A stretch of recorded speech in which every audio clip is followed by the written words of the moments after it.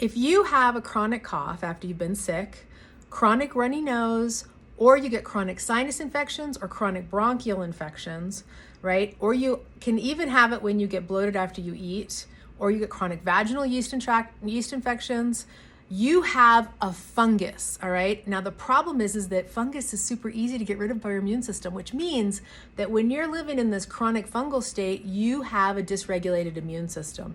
The most common reason that happens is because your gut is messed up, all right? It can be liver and detoxification, but definitely your GI tract isn't working properly and you need to take care of it. But there are things you can do to get rid of those symptoms immediately.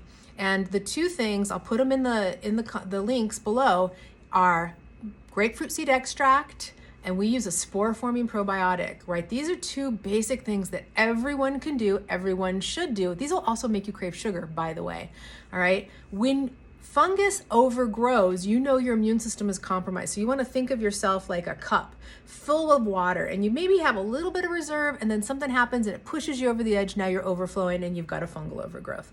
These are never normal. They can even be very common with mold exposure, and people are very sensitive to mold, especially here in Colorado, but all over the country, especially with these places with all the floods.